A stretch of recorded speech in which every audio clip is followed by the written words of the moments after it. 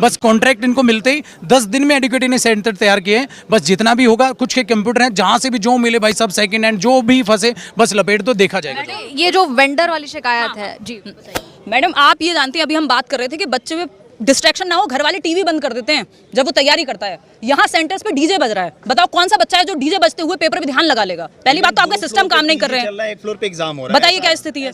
तो ऐसे 2 फ्लोर पे पीजी चल रहा है और पीजी रनिंग है। अब पीजी में तो आप बट ऑफ वैसे बच्चे रह रहे हैं तो शोर होगा, और उसके 3rd फ्लोर पे एग्जाम हो रहा है, 4th फ्लोर पे एग्जाम हो रहा है। इवन कई सेंटर ऐसे हैं कि जिस कमरे में एग्जाम हो रहा है वहां तो थोड़ा सा शांति है, बगल में डीजे गाना भजन पूजा सब चल रही है। हमें ये समझ नहीं आ रहा है, ये जो वेंडर चेंज किया है अच्छे के लिए होती है चीजें, प्रोग्रेशन की तरफ जाते हैं हम। रिफॉर्म्स इसीलिए होते हैं कि प्रोग्रेशन की तरफ जाएंगे, बेहतरी की तरफ जाएंगे, प्रगति की तरफ जाएंगे। यहाँ उल्टा ही रिग्रेशन पे जा रहे हैं कि जो कंपनी पहले ले रही थी उससे भी बदतर स्थिति हो गई है। पहले टीसीएस के पास टेंडर था मैम, उससे करीब 1/3 लागत पे एडिक्विटी ने इसको उठाया है, और उसकी वजह से ये कॉस्ट कटिंग जो हुई है ना, उसी की वजह से बच्चों को खामियाजा भुगतना पड़ रहा है।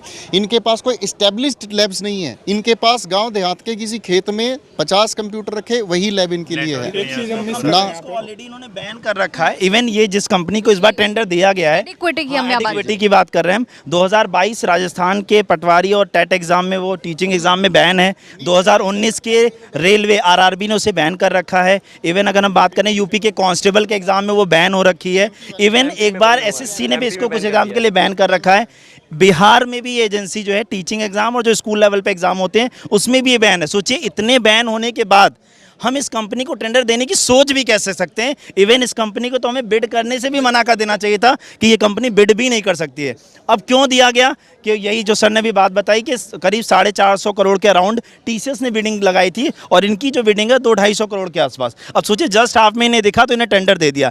इवन टेंडर दिया, चलो ये भी ठीक था, चलो हम कहते हैं ठीक है, आपने सोचा हो कि पहले गलतियाँ थी, इस बार शायद कुछ अच्छा करें, लेकिन आप कम से कम ये तो चेक कर लेते कि जहाँ ये सेंटर बना रहे हैं क्या वो एक्चुअली में वो वेल स्टेबल सेंटर हैं जहां एग्जाम हम कंडक्ट करा सकते हैं या नहीं। मतलब एसएससी की कोई जिम्मेदारी नहीं। मैं सेंटर्स पे हूं तो बच्चों ने पता है क्या कहा, जैसे कोई भी एजेंसी एग्जाम कराती है तो उसका एक रिप्रेजेंटेटिव हर सेंटर पे रहता है, जैसे कुछ बात हुई तो पता करें। तो इवन इनके कोई रिप्रेजेंटेटिव सेंटर्स पे हैं ही नहीं।